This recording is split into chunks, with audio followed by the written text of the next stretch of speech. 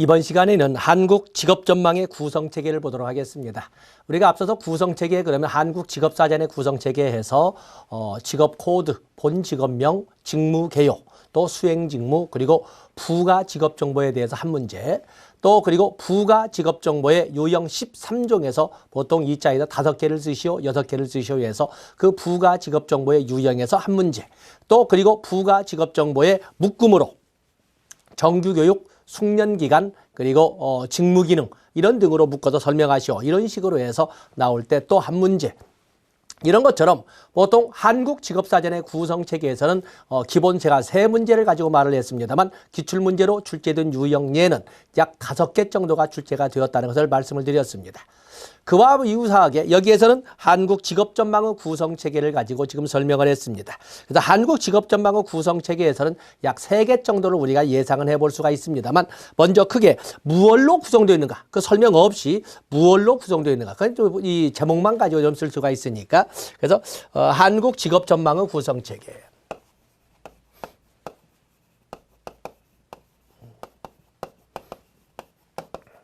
한국 직업전망의 구성체계를 보면 구성체계도 여기에서 일반적으로 출제되는 유형으로 본다면 5가지를 쓰시오, 6가지를 쓰시오 이렇게 할 거거든요. 그 때문에 먼저 한국 직업전망의 구성체계 첫 번째는 대표 직업명입니다.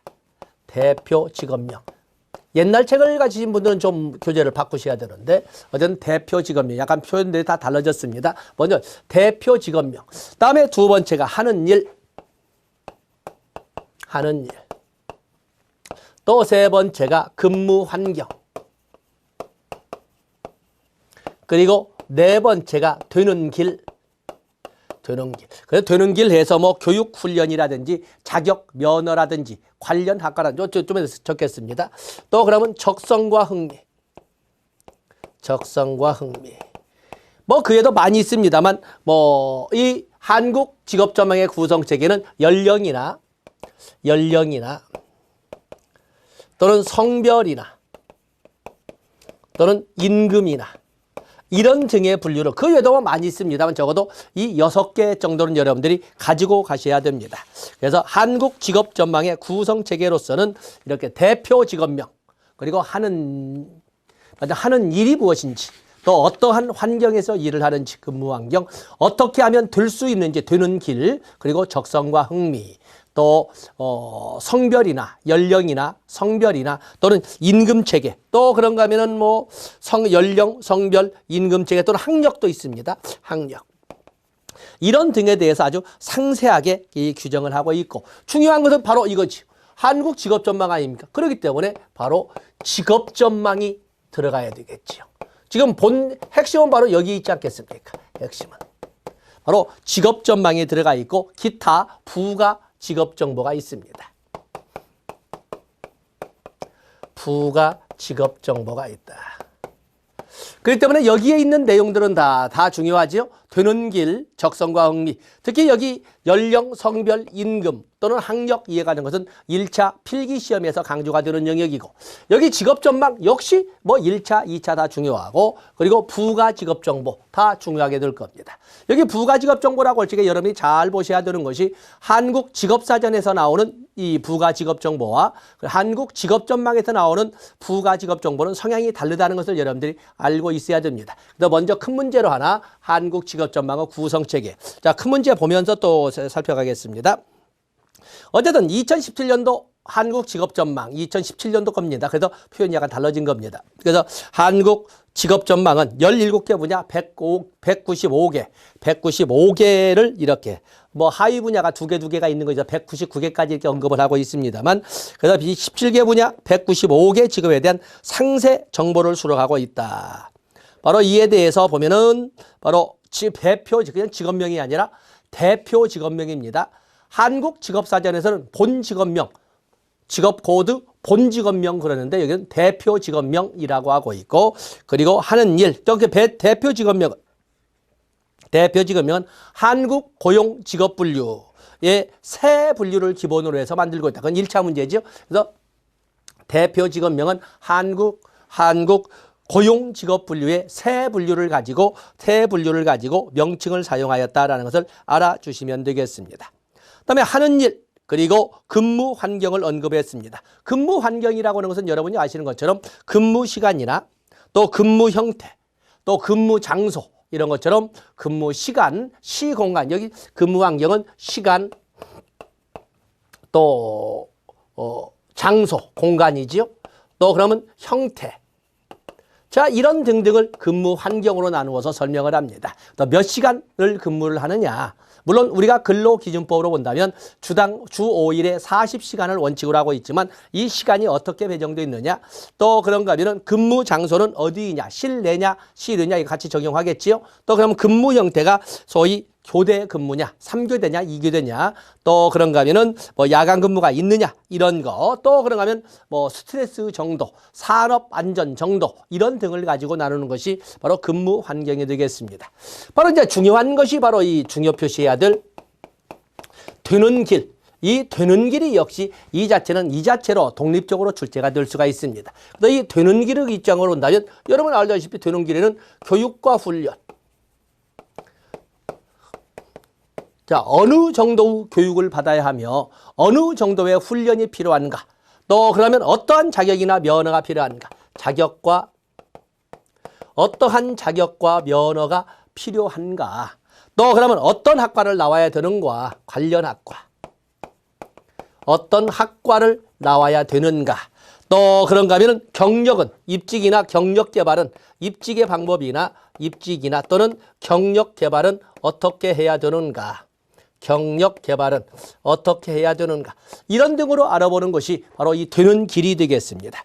그래서 보통 되는 길에는 어느 정도의 교육이나 훈련이 필요한지, 어떠한 자격이나 면허가 필요한지, 또 그러면 어떤 학과를 나와야 되는지, 또 어떻게 하면 입직할 수 있고 어떻게 해서 경력을 개발할 수 있는지, 바로 이렇게 보통 4가지로 나누는 것이 되는 길. 적어도 이에 대한 것, 그래서 별도로 지금 제가 다뤄놓긴 했습니다만은 바로 한국 직업사정과는 전혀 다릅니다. 한국 고위 직업 전망에 대한 되는 길에 대한 내용을 가지고 여러분들이 정리할 수 있어야 됩니다. 그 외에도 적성과 흥미도 있고 연령, 성별, 임금, 학력도 있는데 바로 이 연령, 성별, 임금, 학력은 2차 실기보다는 1차 필기에도 좀 더 강조되지 않을까 이렇게 우리가 설명을 하고 있습니다. 그래서 성별, 연령, 학력, 임금은 여러분들이 2차 실기로 나오기는 드물 것 같고 어쨌든 1차지만은 같이 정리를 했습니다. 자, 중요한 것은 1차, 2차 모두에서 꼭 가져가야 할 것이 한국 직업 전망의 직업 전망입니다. 직업 전망은 여러분 아시는 것처럼 향후 10년간 제가 공부할 때는 그 당시에는 5년짜리로 했었는데 이제는 완전히 바뀐 겁니다. 향후 10년간 2017년도 2017 한국 직업 전망에는 2016년부터 2025년까지의 10년간의 직업 전망과 변화 요인을 제시했는데 바로 거기에는 2% 감소, 2% 감소.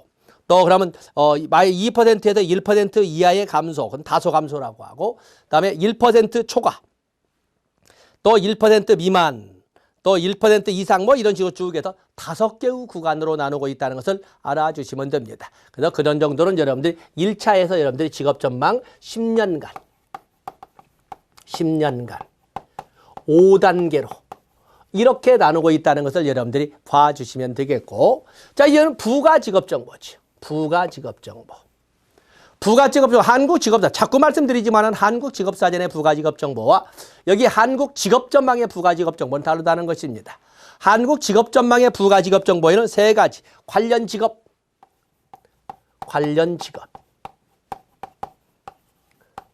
자, 또 하나는 직업 코드. 또 하나는 관련 정보처.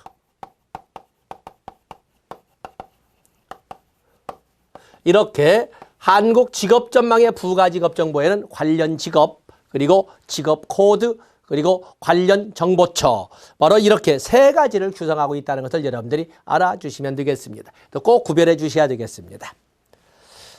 다음에 별도로 독자적인 문제로 등장을 시킨 것이 한국 직업 전망의 구성 체계 중 한국 직업 전망의 구성 체계를 보면은 거기 보면은 대표 직업명, 하는 일, 근무 환경, 되는 길, 그리고 적성과 흥미, 또 연령이나 또는 학력이나 또는 뭐 성별, 뭐 임금 이런 식으로 쭉 나누고 있지 않습니까? 그래서 이 소위 한국 직업 전망의 구성 체계 중 교육, 훈련, 자격에 대해서 쓰라는 것입니다. 바로 이 말은 뭐예요? 이 말은 바로 되는 길에 대해서 쓰라는 겁니다. 되는 길. 되는 길에는 네 가지로 언급을 하고 있는데 네 가지.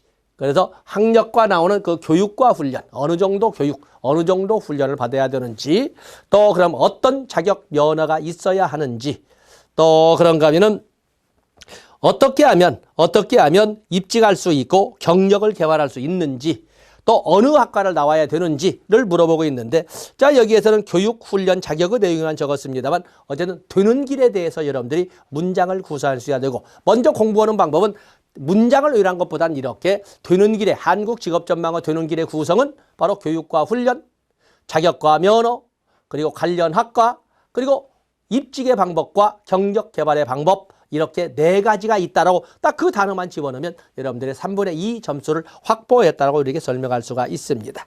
그래서 설명은 여러분들이 보시되 학습하는 방법은 먼저 단어를 숙지하는 것이 되겠습니다. 다음에는 이번에 우리가 챕터 2에 직업 분류의 이해, 직업과 산업 분류의 활용이라고 되어 있는데, 직업 분류의 이해를 보면 첫 번째 우리가 예상되는 문제가 바로 직업의 정의가 되겠죠. 직업의 정. 우리가 이론 강의 때도 설명해 본 적이 있습니다만은 직업의 정의가 문제가 나오거나 직업의 정의를 공부할 때는 먼저 개념 요소로서 직무를 개념 지어야 됩니다.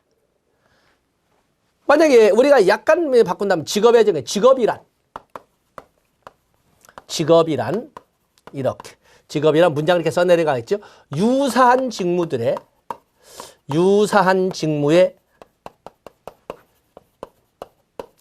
결합체라고 이렇게 설명을 합니다. 직업이란 유사한 직무의 결합체라고 설명을 합니다. 그러면 도대체 이 직무가 무엇이냐를 다뤄줘야 되겠죠. 여기에서 직무란 업무 담당자가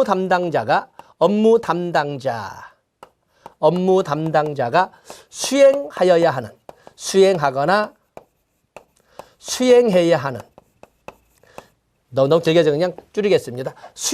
업무 담당자가 수행하고 있거나 수행해야 하는, 그냥 수행하는 해야 겠습니다. 업무 담당자가 수행하는 과업과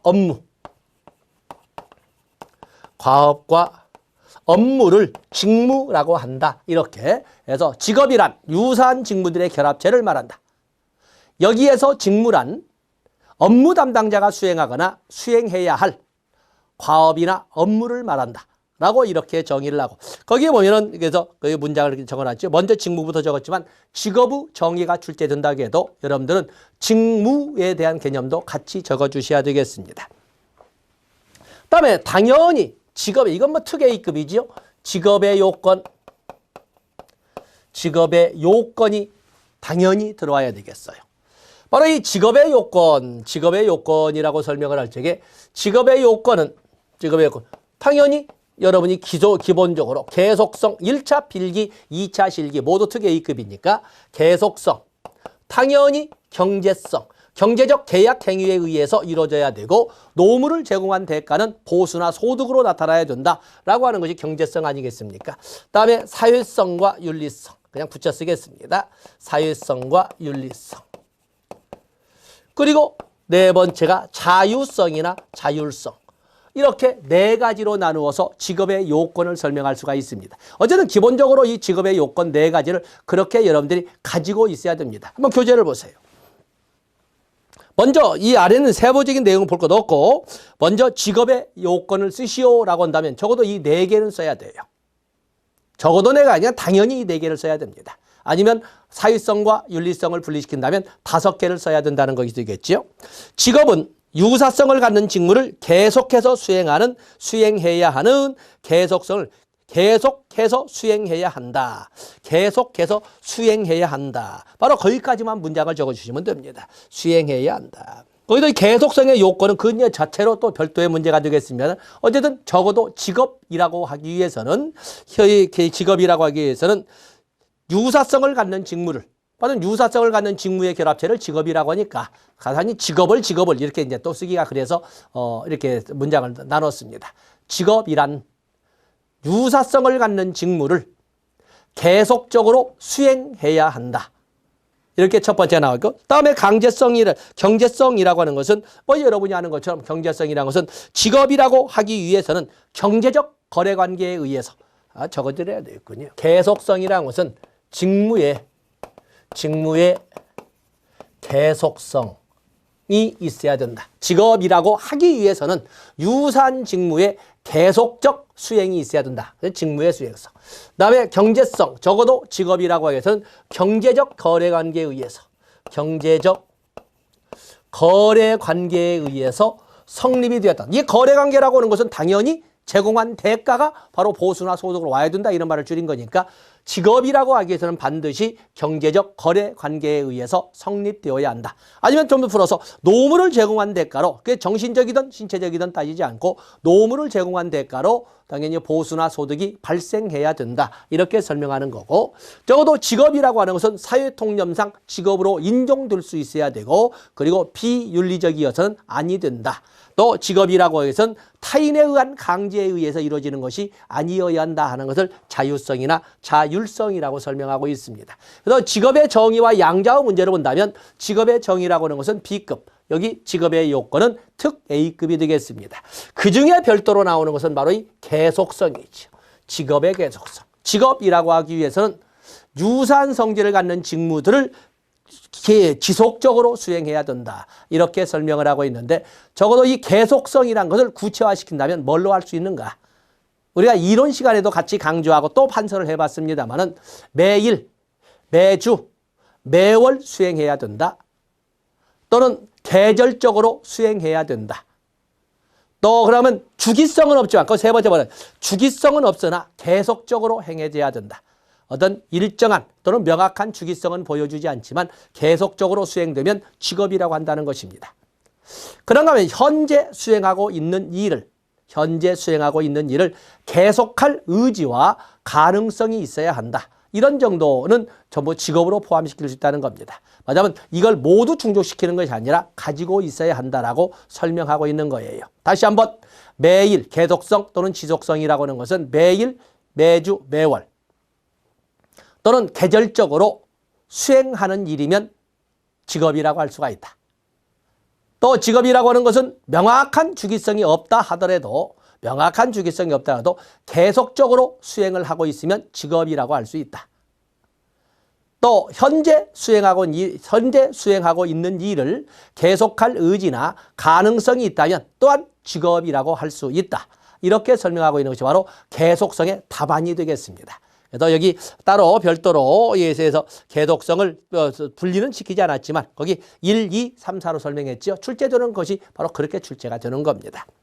다음에 이제 읽어보겠습니다. 경제성, 경제적 거래관계가 성립하는 활동을 수행해야 된다. 그렇기 때문에 무급 자원봉사와 같은 활동이나 전업 학습행위는 경제활동이나 또는 직업이라고 보지 않는다.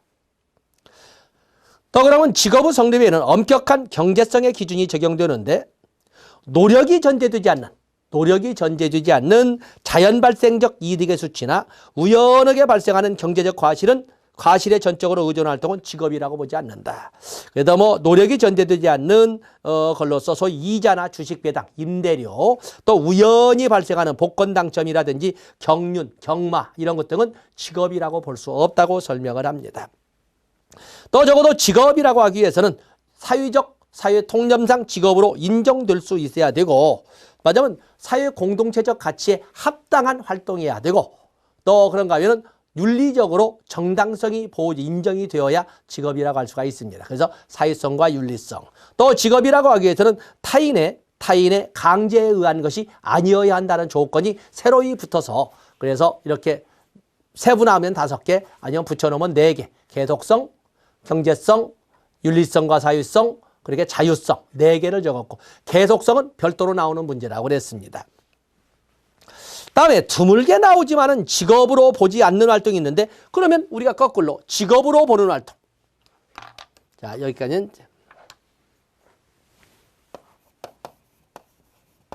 직업으로 보지 않는 활동. 자, 직업으로 보지 않는 활동이 많이 언급이 되고 있지만 우리가 본다면 아까 이 네 가지가 어느 하나만 빠지더라도 거의 직업이라고 볼 수가 없으니까 여기에 보면은 전업주부, 뭐더면 전업주부. 이 전업주부와 같은 경우는 경제성이 반영되지 않는 거지요. 경제적 거래관계 없이 노무는 제공하지만 어떤 보수나 소득이 발생하지는 않습니다. 그래서 전업주부. 또 그러면 재학 중인 학생. 이제 통계청이나 이런 다른 데로 나가면 그 중에서도 아르바이트를 한다거나 이렇게 하면 직업으로 이렇게 경제성으로 분류하기도 하지만 재학 중인 학생. 아직은 돈벌이에 신경 쓰지 않고 학교만 다니는 재학 중인 학생. 자, 여기는 직업으로 보지 않습니다. 또 직업으로 보지 않는 활동으로서는 바로 자원봉사활동, 무급이죠. 뭐 무급도 쓸까요? 무급 자원봉사활동. 또 그러면 사회복지시설,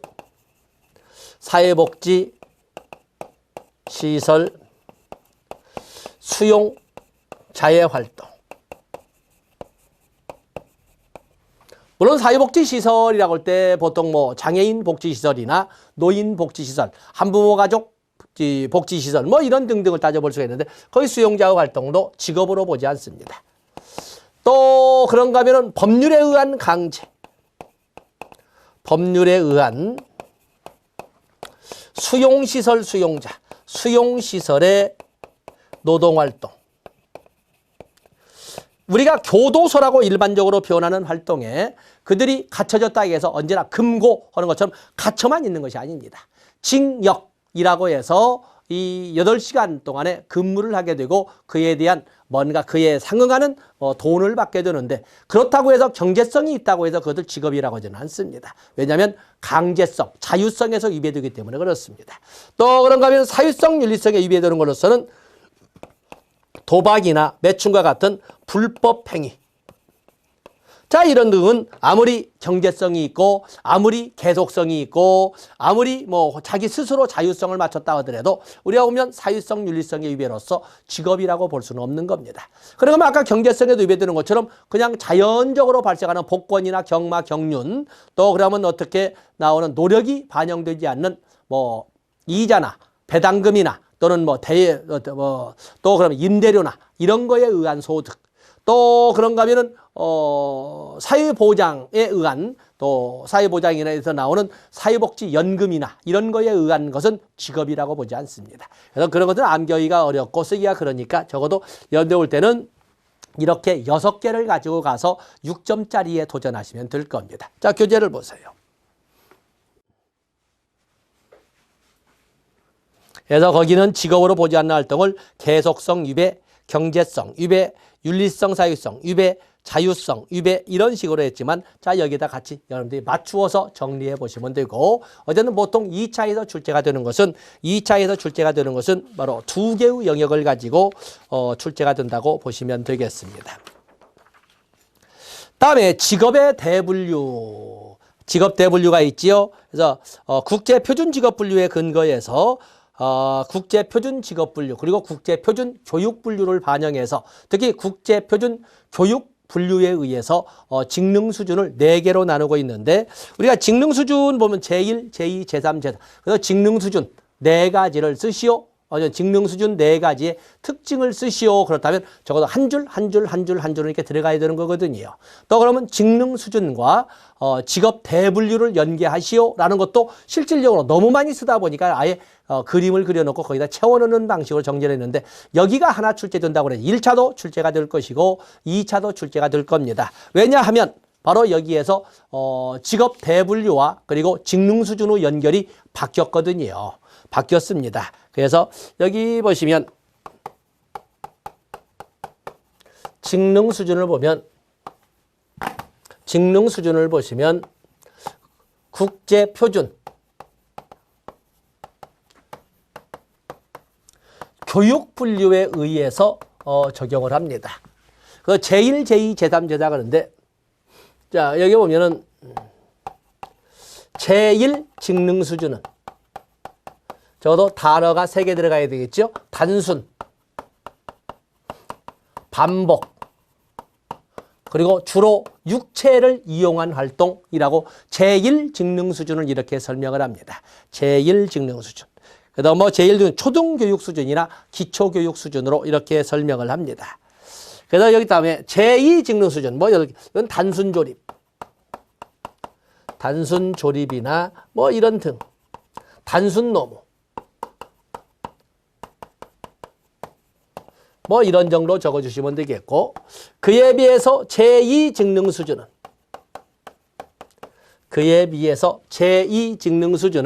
거기에 첫째 줄에 나와 있는 것처럼 완벽하게 쓸 수 있는 능력과 계산 능력. 이 말은 완벽한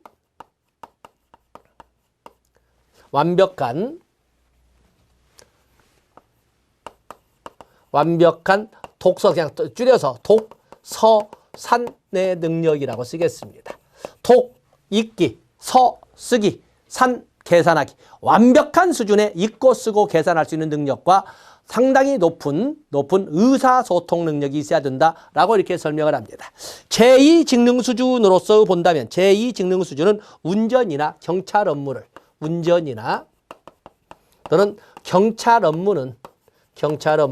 물론 우리의 실정에 맞는 것은 아니지만 운전이나 경찰 업무는 제2직능 수준이라고 국제표준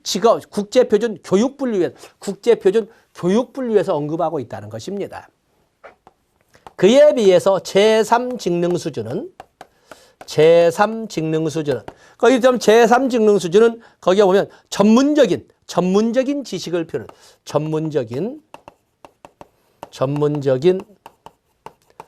지식을 보유할 것을 요구를 합니다. 그래서 전문적인 지식을 보유하는 걸로써 그에 관련된 직업으로서는 보면 시어머니나 또는 의류 관련 직업, 실험연구나 또는 의료 관련, 또 그런 거면 스포츠 관련, 전문 지식을 갖춘 것을 요구하면서 의료 관련 직업이나 스포츠 관련 이런 직업들은 제3직능 수준에 있어야 한다고 합니다. 때문에 프로 스포츠단이라든지 또는 엔터테인먼트사와 같은 것을 운영하는 양현석이나 박진영이나 이런 사람들은 제3직능 수준은 가지고 있어야 한다고 설명을 합니다. 그에 비해서 제4직능